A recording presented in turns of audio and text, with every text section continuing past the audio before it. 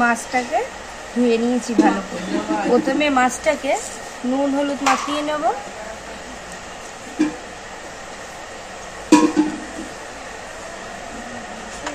হলুদও দিয়ে দেবো।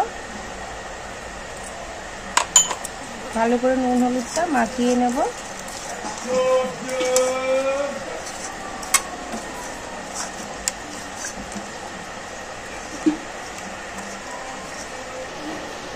ভালো করে নুন হলুদ মাখিয়ে নিয়েছি। হ্যালো ফ্রেন্ডস, আমি তনুশ্রী। আমার রান্নাঘরে প্রতিদিনের মতন আবার রেসিপি নিয়ে হাজির হয়ে গেছি। আজকের রেসিপিটা দেখার জন্য সবাইকে জানাই স্বাগত। আপনারা কেমন আছেন?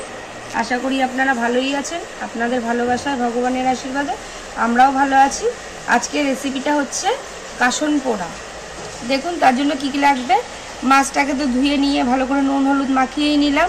মশলার থালিতে আছে হলুদ, মেথি, শুকনো লঙ্কা, সর্ষে, পোস্ত, রাঁধুনি, গোটা কাঁচা লঙ্কা, লঙ্কার গুঁড়ো আর সাথে আছে ধনেপাতা।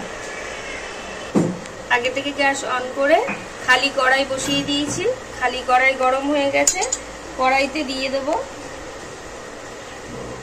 পোস্ত আর দেব সর্ষে, সাথে দেবো একটু রাঁধুনি। হালকা নেড়ে ছেড়ে ভেজে নেব। সর্ষেটা কটকট করতে শুরু করে দিয়েছে, তার মানে ভাজা হয়ে গেছে। এবার আমি নামিয়ে নেব। কড়াই আবার বসিয়ে দিয়েছি, খালি কড়াই। কড়াইতে দিয়ে দেবো এবার সর্ষের তেল।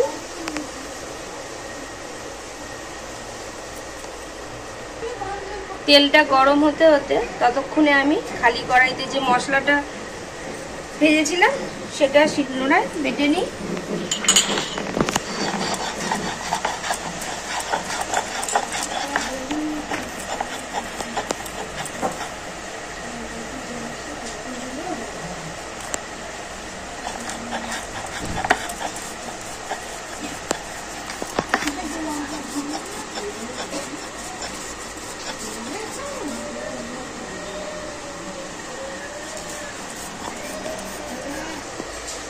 তেল গরম হয়ে গেছে। আগে থেকে নুন হলুদ মাখিয়ে রেখেছি মাছগুলো দিয়ে দেবো তেলের মধ্যে।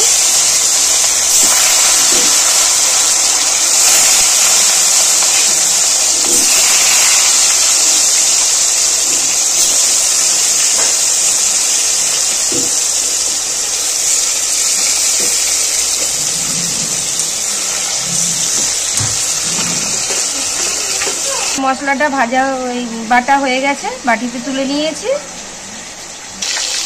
মাছগুলো খুব একটা লাল লাল করে ভাজবো না, হালকা করে ভাজবো।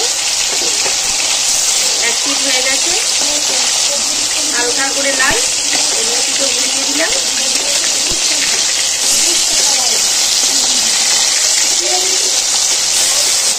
মাছগুলো হালকা করে ভেজে নিয়েছি। এবার মাছগুলোকে তুলে নেব।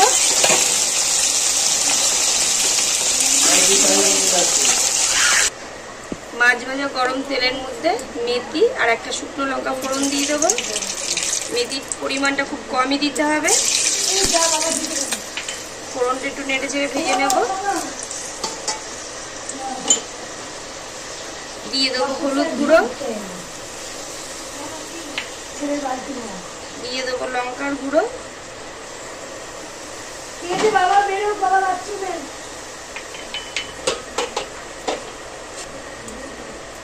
দিয়ে দেবো এবার জল।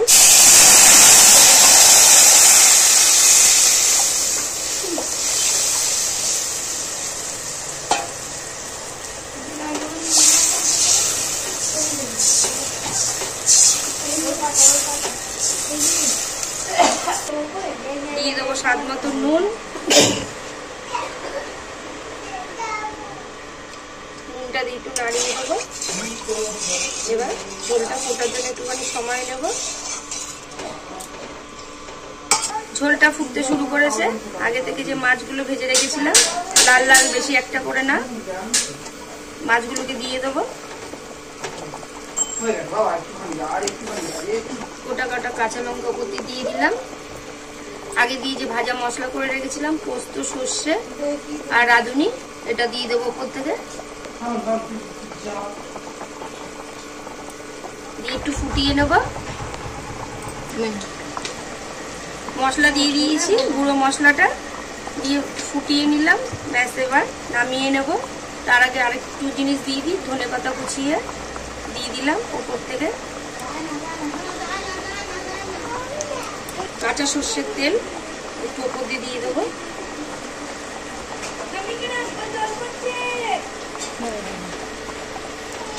ব্যাস রেডি হয়ে গেছে। আমি এবার নামিয়ে নেব।